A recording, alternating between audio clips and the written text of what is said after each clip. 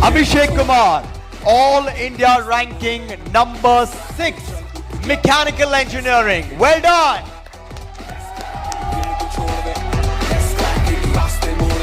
Adarsh Bharadwaj, Engineering Science 4 AIR.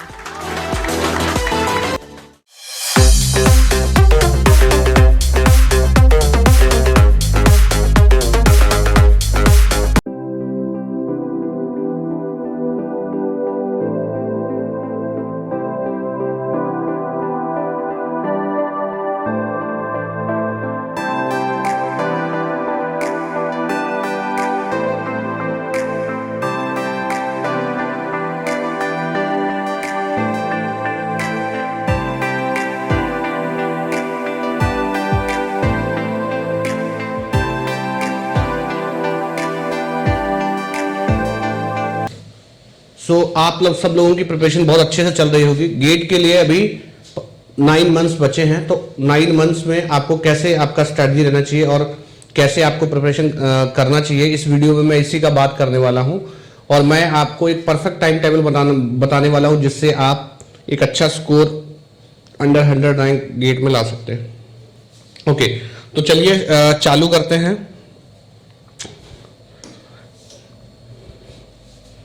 Okay, अगर रफली हम लोग कैलकुलेट करना चालू करें तो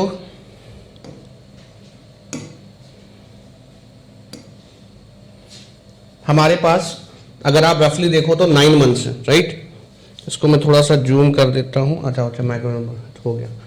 अगर हमारे पास रफली 9 मंथ्स है अभी से, ठीक है ना। अगर आप काउंट करोगे तो आपके पास 9 मंथ्स है, ठीक है। 9 मंथ्स में मैं एकदम रियलिस्टिक बात कर रहा हूं, तो 9 मंथ्स में आपके पास कितने दिन है? 9 मल्टीप्लाइड बाई 30, तो आपके पास 270 दिन है, ठीक है। 270 दिन में मान लो कि आप 4 दिन छुट्टी लेते हो महीने में, जो कि यूजुअली छुट्टी हो जाती है। छुट्टी लेते हो या प्रिपरेशन में आप बीमार हो जाते हो, आपका कोई घर पे कोई काम आ जाता है, XYZ रीजन से आपको छुट्टी लेना पड़ता है, राइट। तो 4 दिन आप महीने में छुट्टी होता है, जो कि बहुत रियलिस्टिक है। अगर आप नहीं लेते हो तो अच्छी बात है, ठीक है। 36 डेज आपके हॉलीडे के चले जाते हैं। तो अगर आप 270 में से 36 निकालोगे तो 234 दिन आप कट कर लेंगे, 234 दिन बचेगा, राइट। तो आपके पास रफली 234 दिन है। अगर आप 9 घंटा डेली पढ़ते हो तो 234 मल्टीप्लाइड बाई 9 आपके पास 2106 घंटे है, ठीक है ना। तो 2106 घंटे आपके पास अवेलेबल टाइम है अभी तक, अगर आप अभी से 9 मंथ का टारगेट करके प्रिपेयर करते हो तो। अब एज पर अनअकैडमी स्टैंडर्ड्स ये टाइम है जो रिस्पेक्टिव सब्जेक्ट में लगता है। तो 2106 घंटे तो आपको जो है मतलब अवेलेबल टाइम है, आपके पास इतना टाइम आपको पढ़ना है, राइट।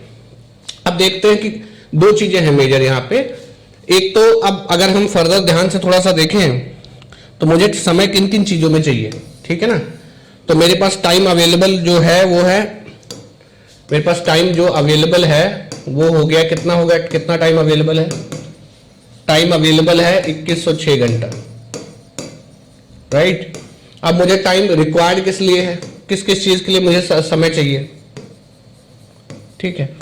तो 2 चीजों के लिए समय चाहिए। एक देखो मेजरली सिलेबस कंप्लीशन, जो आप क्लास वगैरह करते हो, सिलेबस कंप्लीशन के लिए आपको टाइम चाहिए। और दूसरा आपको टाइम चाहिए रिवीजन के लिए, रिवीजन एंड क्वेश्चन प्रैक्टिस। तो इसी में रिवीजन कर लो और आप क्वेश्चन प्रैक्टिस के लिए चाहिए, ठीक है ना। और फिर बाद में आपको थोड़ा टाइम टेस्ट सीरीज के लिए भी चाहिए। तो at least on an average full length 10 test तो स्टूडेंट देते हैं। सो टेस्ट सीरीज के लिए आपको समय चाहिए, राइट। अब मोटा मोटी देख लो सब्जेक्ट कंप्लीट होने में कितना टाइम लगेगा। एज पर अनअकैडमी स्टैंडर्ड्स ये आपको सब्जेक्ट दिए हुए हैं और ये उनका टाइमिंग दिया हुआ है, राइट। ये आप यूजली देखते होंगे अनअकैडमी इतना टाइम अलोकेट करता है। इसमें अगर आप मेरे से ओपिनियन पूछोगे, कुछ सब्जेक्ट में थोड़ा सा टाइम ज्यादा है, कुछ में कम है, आप ऑन एन एवरेज देखोगे तो आपको एक ही इसी जैसा मिलेगा, ठीक है ना। आप देखो ये सारा सब्जेक्ट दिया है। अब अगर आप टाइम कितना लग रहा है सब्जेक्ट को कंप्लीट करने के लिए पूरा जोड़ोगे तो 1285 घंटे आपको लग रहे हैं। मतलब 2106 घंटे जो टोटल हैं उसमें से 1200 से 1300 घंटे 1200 टू 1300 आवर्स आपको सिलेबस कंप्लीट करने के लिए लगते हैं, ठीक है ना। इतना तो आप सारा सिलेबस करोगे। चलो आप मान लो, आप ये मान लेते हो कि अगर आप पूरा सिलेबस कर दो तो you will require 1200 to 1300 hours, वो तो चले गए। अब इसमें से सब्ट्रैक्ट करो, अगला कैलकुलेशन करो कि टाइम बचता कितना है, ठीक है ना। तो सब्जेक्ट कंप्लीट चल गया। अब रिवीजन कैसे करें? रिवीजन हर सब्जेक्ट का बराबर जरूरी नहीं होता, ठीक है ना। मैंने कैटेगराइजेशन किया है सब्जेक्टों का, 3 स्टार सब्जेक्ट, 2 स्टार सब्जेक्ट और 1 स्टार सब्जेक्ट, राइट। तो सब्जेक्ट का कैटेगराइजेशन, 3 स्टार वो सब्जेक्ट्स हैं जहां आपको बहुत ज्यादा रिवीजन करने की जरूरत है, और 2 स्टार वो है मॉडरेट लेवल का जहां क्वेश्चन प्रैक्टिस और रिवीजन की जरूरत है, और 1 स्टार वो सब्जेक्ट्स हैं जहां पे आपको बहुत कम क्वेश्चन प्रैक्टिस की जरूरत है। तो अगर ये पीडीएफ को आप ध्यान से देखोगे, मैंने कैटेगराइजेशन किया है।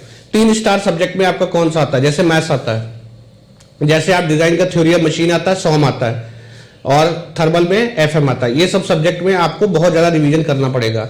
On the other hand thermo, heat transfer, ठीक है ना, ये सारे सब्जेक्ट्स ऐसे हैं जिनको आपको मॉडरेट लेवल, मतलब 2 स्टार में आते हैं, मॉडरेट लेवल का प्रैक्टिस चाहिए। और बहुत सारे ऐसे सब्जेक्ट है लाइक कास्टिंग, यहाँ आपको बहुत ज्यादा रिवीजन नहीं करना पड़ेगा, सेट टाइप का क्वेश्चन होता है, बहुत ज्यादा क्वेश्चन बनता भी नहीं है।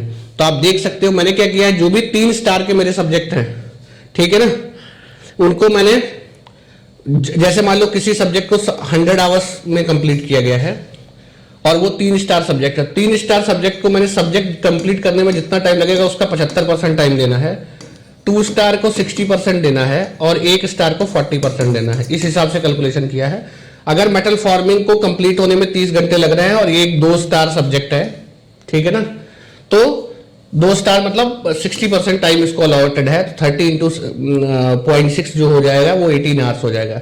ऐसे आप हर सब्जेक्ट के लिए अपना एक रिवीजन टाइम कैलकुलेट कर सकते हो कि रिवीजन में मुझे कितना टाइम लगेगा। अगर वो 3 स्टार सब्जेक्ट है तो आपको 75% टाइम लगेगा, मतलब सब्जेक्ट कंप्लीशन का, जितना देर में आपने सब्जेक्ट पढ़ा है। अगर ये 2 स्टार सब्जेक्ट है तो 60% लगेगा, और 3 स्टार सब्जेक्ट है तो आपको जैसे पता है 40% लगेगा। अकॉर्डिंगली अगर आप पूरा कैलकुलेट करोगे 813 घंटे रिवीजन के लिए आपको चाहिए।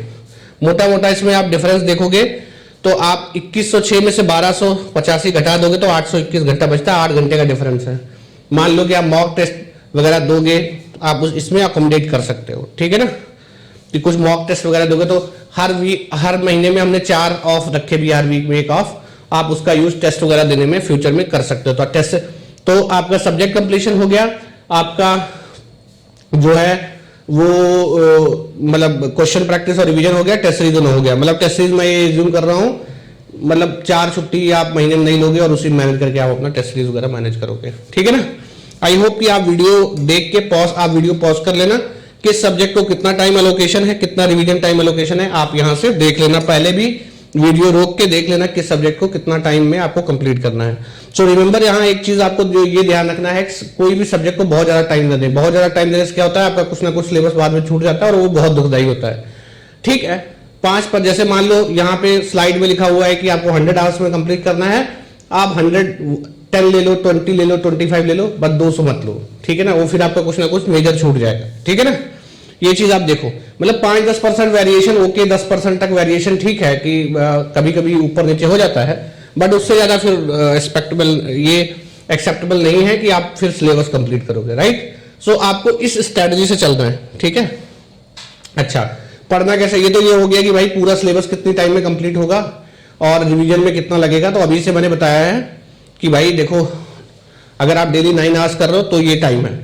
अब सबसे पहले है कि आपको ये ध्यान रखना है कि सिलेबस जब भी आप शुरुआत करोगे ना, आपको इंपॉर्टेंट सब्जेक्ट पहले पढ़ना है। होता क्या, आखिरी में कुछ ना कुछ छूटता है, उससे कोई दिक्कत नहीं है, छूटना है छूट जाए, बट इंपॉर्टेंट नहीं छूटना चाहिए। तो ध्यान रहे आपको इंपॉर्टेंट सब्जेक्ट जो बड़े सब्जेक्ट है पहले कर लेने। बड़े सब्जेक्ट में जैसे इंजीनियरिंग मैथमेटिक्स 15 नंबर का है, ठीक है ना, जनरल एप्टीट्यूड 15 नंबर का है। ऐसे करके हर टॉपिक में आपको 2-4 इंपॉर्टेंट टॉपिक मिलेंगे, जैसे थर्मल में फ्लूइड हो गया, ठीक है ना, और डिजाइन में सॉम हो गया, टॉम हो गया, इंडस्ट्रियल हो गया, ठीक है, थर्मो हीट ट्रांसफर हो गया। ये सब 6 से 7 नंबर का जहां से पक्का आता है। आप इनको प्रिपेयर करोगे तो आपका 50-60 नंबर ऐसे ही आ जाएगा, ठीक है ना। तो इनको आप पहले कंप्लीट करो। शुरुआत में जब भी आप प्रिपरेशन में लो तो अब ज्यादातर वो सब्जेक्ट उठाओ जिनका वेटेज ज्यादा है। लोग क्या करते हैं, असल में जब आप शुरुआत में पढ़ते हो ना, शुरुआत में से अभी शुरू करोगे तो उतना प्रेशर नहीं होता, आप बहुत ज्यादा टाइम ले लेते हो, ठीक है। जैसे मान लो आप मैथमेटिक्स पढ़ रहे थे, आपने 5 दिन एक्स्ट्रा पढ़ लिया, कोई दिक्कत नहीं है, क्योंकि 15 नंबर का कंपनसेट हो जाएगा। आप कोई छोटा सब्जेक्ट ले लो, जैसे मेटलर्जी पढ़ रहे थे और 1 महीना पढ़ लिया, क्या मतलब अगर मेटलर्जी आपका मेट्रोलॉजी आपका बहुत स्ट्रांग हो भी गया तो उसमें से आएगा तो 1 ही 2 नंबर का ना। इस वजह से शुरुआत में आदमी का स्पीड थोड़ा स्लो रहता है, आदमी थोड़ा समझ के पढ़ता है, ठीक है ना। इसलिए उस समय आप इंपॉर्टेंट और कोर सब्जेक्ट पढ़ो, ताकि अगर आपका टाइम एक्स्ट्रा लग भी रहा है तो सही जगह लगे जहां से आपका मार्क्स आता है। सो ऑलवेज रिमेंबर कि आपको हाई यील्डिंग सब्जेक्ट से स्टार्ट करना है। एट द सेम टाइम ये भी ध्यान में रखें कि शुरुआत में बेसिक सब्जेक्ट कवर कर ले। बेसिक सब्जेक्ट क्या होता है? Basic subjects are like thermo, FM, SOM, mechanics, ये सब का आगे बहुत यूज होता है, तो आप इन सब्जेक्ट्स को जल्दी कवर कर ले, राइट। तो ये तो बात है उनकी जो ड्रॉपर्स हैं, जिनके पास फुल ड्रॉपर मतलब जो फुल फ्लेज तैयारी कर रहे हैं, जिनके पास पूरा दिन जो प्रिपरेशन कर रहे हैं वो उनके लिए। मान लो आप कॉलेज गोइंग स्टूडेंट्स हैं, तो कॉलेज गोइंग स्टूडेंट के लिए भी रफली आप देख लो। खैर इस कॉलेज गोइंग स्टूडेंट का जो शेड्यूल थोड़ा सा फिक्स कर पाना मुश्किल है, क्योंकि ये कैंडिडेट टू कैंडिडेट बहुत ज्यादा वेरी करता है। तो अगेन इनके लिए भी 270 दिन है, आप 4 हॉलीडे जोड़ लो, 36 हॉलीडे हैं, और मतलब दिन में आप महीने में 4 हॉलीडे ले लो, 234 दिन है। मैंने ये जोड़ा है कि वीकडेज में आप 4 घंटे पढ़ते हो, ठीक है ना, और वीकेंड्स में आप 8 घंटा पढ़ते हो।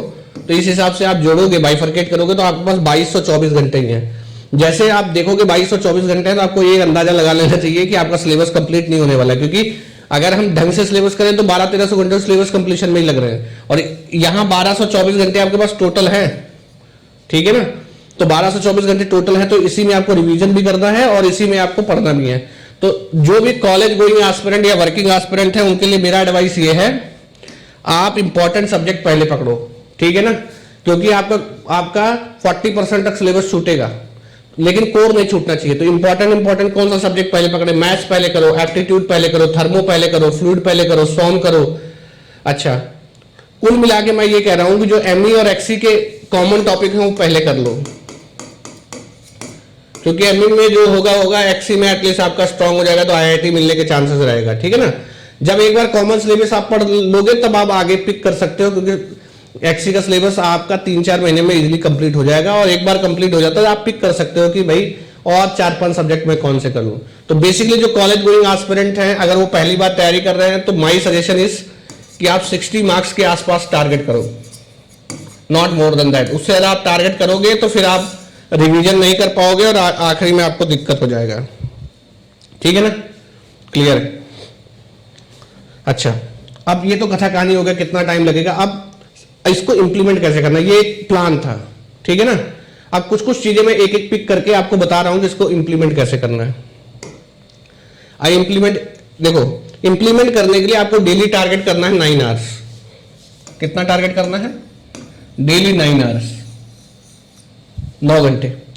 ये शीट आप बना लेना ऐसे, ये तो मैं टेलीग्राम ग्रुप में डाल दूंगा, आप वहां से ले लेना। डेली प्लानर में क्या है, देखो यहाँ टाइम आप मतलब ये कोई जरूरी नहीं कि आप 4 बजे उठो, बट मैंने यहाँ 4 बजे से लेके, ठीक है ना, और आप नेक्स्ट स्लाइड में देखोगे रात को 10 बजे तक का टाइम स्लॉट दिया है।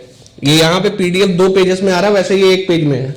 तो आपको क्या करना है, जब सुबह आप मान लो 4 बजे उठते हो, 5 बजे उठते हो, 6 बजे जब भी उठते हो, तो आपको ट्रैक करना है कि आपने मॉर्निंग में क्या क्या किया, ठीक है ना।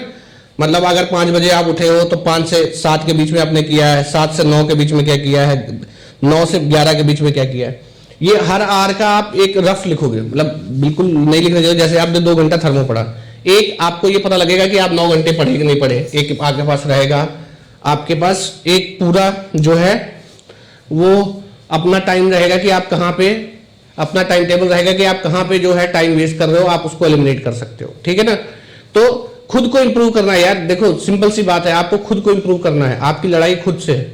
अगर आपको गेट क्वालिफाई करना है तो आपको खुद को ज्यादा प्रोडक्टिव बनाना है, खुद का टाइम इफेक्टिवली यूज करना है। उसके लिए ये लिखना बहुत जरूरी है, ठीक है ना।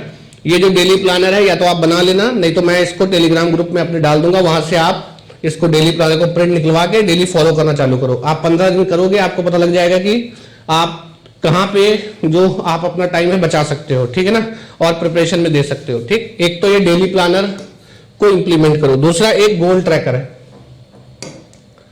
ठीक है ना। गोल ट्रैकर में आप अपना जो मंथली गोल है, मंथली गोल फिक्स करो, ठीक है। मंथली गोल फिक्स करो कि एक महीने में मैं क्या करूंगा, रफ गोल बना के रखो, फिर आखिरी में आप चेक करो कि भैया मंथली गोल पूरा हुआ कि नहीं हुआ, क्या क्या आगे रह क्या क्या रह गया, क्या क्या हो गया। अब मैं आपको बताता हूं कि जैसे मान लो एक महीने का शेड्यूल आपको फिक्स करना है, तो आप कैसे फिक्स करोगे। फॉर एग्जाम्पल, आप इस महीने के लिए for the month of May आप शेड्यूल बनाना चाहते हो, ठीक है ना। तो रफली देखो, हम लोग जो अपना शेड्यूल लेके चले थे वैसे ही शेड्यूल बनाएंगे। देखो मई में आपके पास कितना दिन है, मई में आप देखोगे आपके पास रफली कितना है, 30 डेज है। 30 में -4 हॉलीडेज है, तो 26 हो गया। और मुझे डेली 9 घंटे पढ़ना है, ठीक है ना। तो ये कितना हो गया, अराउंड 234 हो गया। 234 आवर्स है आपके पास, राइट, 234 घंटे। आप इसको ऐसे तोड़ लो, 234 घंटे आपके हैं, ठीक। तो आप इसमें तोड़ लो, इसको आधे से ज्यादा टाइम लाइक 130-140 आवर्स का आप कर लो कि आप स्टडी करोगे, ठीक है ना, सिलेबस कंप्लीशन को दोगे। रिमेनिंग 90 आवर्स या 94 आवर्स आप रिवीजन को दोगे। रिमेंबर, लोग रिवीजन पे बहुत कम ध्यान देते हैं। तो अब 140 आवर्स में आप बनाओ कि आपको पढ़ना है, 140 आवर्स सिलेबस कंप्लीशन को देना है। तो आप गोल कैसे बनाओगे। देखो मान लो आपने 2 सब्जेक्ट पकड़े, मान लो आपने 2 सब्जेक्ट उठाए, मैं ऐसे यहां रफली नाम दे देता हूं। मान लो आपने एफएम उठाया, फ्लूइड मैकेनिक्स, ठीक है ना। अब फ्लूइड मैकेनिक्स का कोर्स 120 आवर्स का है, ठीक। तो 140 घंटे हैं आपके। तो जैसे मान लो अभी अगर आप चालू करते हो फ्लूइड मैकेनिक्स, तो 1 महीने के अंदर आपका फ्लूइड मैकेनिक्स खत्म होना चाहिए, ठीक है ना। प्लस आपके 20 घंटे बचे, तो मान लो आप 20 घंटे थर्मो करोगे, तो 4-5 लेक्चर थर्मो का भी होना चाहिए। तो अभी आपका मंथली टारगेट क्या हो गया, फ्लूइड मैकेनिक्स पूरा करना है और थर्मोडायनेमिक्स से 4-5 लेक्चर आखिरी तक खत्म हो जाने चाहिए, ऐसे करके, ठीक है ना। आपको ऐसे नहीं है कि भाई पढ़ रहा हूं, ये भी एक बहुत बुरा होता है कि जैसे बहुत लोग ऐसा करेंगे, सर हम 9 घंटे पढ़ते हैं, कोई दिक्कत नहीं है, 9 घंटे पढ़ते हैं, बट सिलेबस कुछ बढ़ ही नहीं रहा है, ठीक है ना। पता लगा 1 महीने में एफएम आधा पहुंचा है। बहुत लोग पढ़ते रहते हैं, पता लगा 1 महीने में 2 टॉपिक पढ़ते हैं, उससे भी कोई फर्क नहीं पड़ेगा आपकी लाइफ में। बिलीव मी, अगर आप स्पीड में सिलेबस नहीं करेंगे ना तो कुछ नहीं होगा, ठीक है ना। तो आपका फिर इस हिसाब से 1 महीने के अंदर एफएम कंप्लीट हो जाना चाहिए। तो आपका मंथली आप गोल ट्रैकर जो बनाएंगे ना, उसमें मंथली टारगेट लिखेंगे कि by the end of May my FM will be completed. तो आपको किसी भी तरह कंप्लीट करना है, आप जैसे मर्जी करो। अदरवाइज आप पढ़ रहे हो लेकिन आपका उतना प्रोडक्टिविटी निकल नहीं रहा है, ठीक है ना। रिमेनिंग 94 आवर्स में किस चीज का रिवीजन करना है, जो सब्जेक्ट आप पढ़ चुके हो, ठीक है ना। डेली एक हैबिट बना लो, जो सब्जेक्ट आप पढ़ चुके हो 3 to 4 hours, minimum 3 to 4 hours daily उसका क्वेश्चन सॉल्व करोगे बैठ के खुद सेल्फ, ठीक है ना। सॉम हो गया, सॉम का, थर्मो हो गया, थर्मो का, फ्लूइड हो गया, फ्लूइड का, जो भी सब्जेक्ट हो चुका उसका बैठ कर रिगरस क्वेश्चन प्रैक्टिस करोगे, तब आपका रैंक आने वाला है। रिमेंबर, थ्योरी से आप बेसिक चीजें सीखते हो, जो आपका रैंक डिसाइडिंग फैक्टर्स होते हैं, दैट इज क्वेश्चन प्रैक्टिस। तो ऐसे करके आप मंथली एक टारगेट बनाओ और काम करो, ठीक है।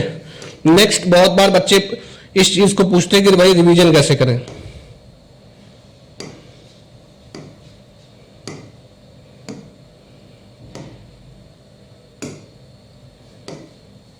देखो, रिवीजन लास्ट के लिए नहीं छोड़ना है। रिवीजन कैसे करना, पैरेलल रिवीजन। पैरेलल रिवीजन का मतलब क्या है, अगर आप डेली 9 घंटा पढ़ रहे हैं, ठीक है ना, तो आपको 6 घंटा तो अपना पढ़ना है और 3 घंटा रिवीजन करना है। ये आप आदत डाल लो। और रिवीजन में क्या करना है, रिवीजन में बेसिकली हम लोग क्वेश्चन प्रैक्टिस करते हैं मेजरली।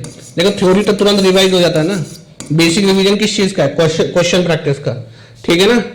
तो आप अच्छे से जब रिवीजन करो तो रिवीजन आपको पैरेलली करना है और क्वेश्चन प्रैक्टिस भी अच्छे से करना है, ठीक है ना।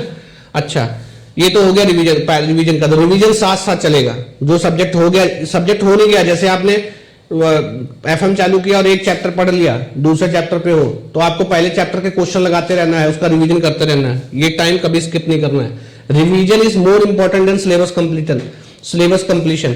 अगर आप भैया एग्जाम वाले दिन रिप्रोड्यूस नहीं कर पाओगे तो आपके इतना पढ़ लेने का क्या फायदा है, क्योंकि at the end of the जो आखिरी में सिर्फ इतना ही मैटर करता है कि आपकी रैंक क्या आई, और उसके लिए जरूरी है कि भाई आप सब कुछ एग्जाम वाले दिन तक लेके जाओ, और उसके लिए रिवीजन बहुत जरूरी है। तो रिवीजन पैरेलल होना चाहिए। नेक्स्ट, बहुत सारे बच्चे पूछते हैं सर टेस्ट सीरीज कब चालू करें, अभी चालू करें या ना चालू करें। तो टेस्ट सीरीज के लिए मैं बता देना चाहता हूं, देखो जो सब्जेक्ट वाइज टेस्ट है, सब्जेक्ट वाइज या टॉपिक वाइज, टॉपिक वाइज वो टेस्ट आप दे सकते हो। सब्जेक्ट वाइज टेस्ट भी दे सकते हो अगर आपका कोई सब्जेक्ट कंप्लीट हो गया है, और टॉपिक वाइज भी दे सकते हो, दोनों दे सकते हो। फुल लेंथ अभी आप मत दो, फुल लेंथ आप सितंबर अक्टूबर में चालू करना, फुल लेंथ अभी ना दो, सब्जेक्ट वाइज दे सकते हो, ठीक है ना। और डेली एक टारगेट बना लो। डेली एक टारगेट क्या बनाना है कि मैं 30 क्वेश्चन 40 क्वेश्चन डेली सॉल्व करूंगा, और वो सॉल्व करो। वो पीवाईक्यू हो सकता है, वो नए क्वेश्चन हो सकता है, वो टीचर का शीट हो सकता है, बट एक टारगेट फिक्स कर लो कि आई विल सॉल्व डेली लेट से 30 क्वेश्चन। तो 30 क्वेश्चन तो मैं करूंगा ही करूंगा, इसमें कोई वो संदेह नहीं, ठीक है ना। तो जैसे ही आप 30 क्वेश्चन सॉल्व करना एटलीस्ट चालू करोगे, महीने में 1000 क्वेश्चन हो गया। 1000 क्वेश्चन प्रैक्टिस से आपका आप बहुत सारी चीजें सीख जाओगे, ठीक है ना। बिलीव में बहुत सारी चीजें। तो आप एक डेली टारगेट सेट कर लेना कि भैया मुझे 30 क्वेश्चन डेली जो है वो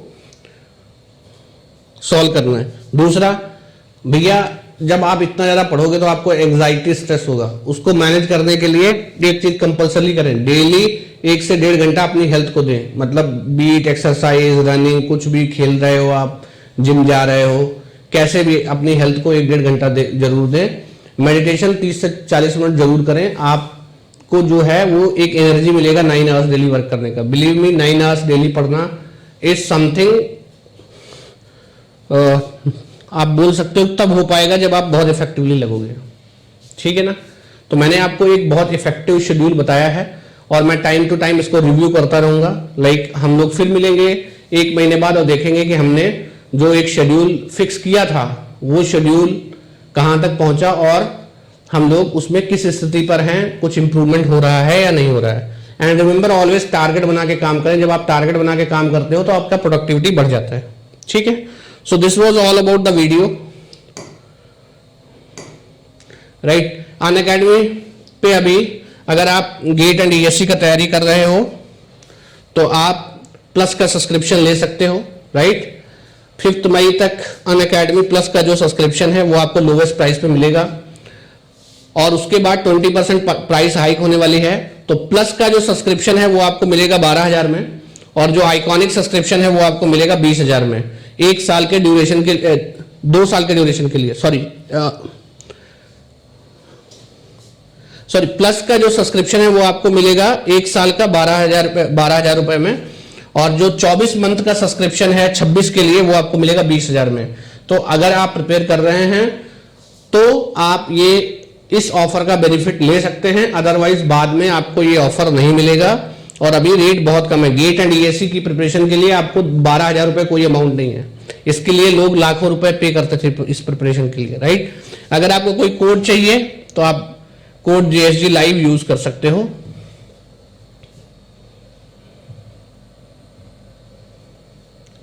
आप JSG लाइव कोड यूज कर सकते हो फॉर सब्सक्राइबिंग अनअकैडमी प्लस, ठीक है ना।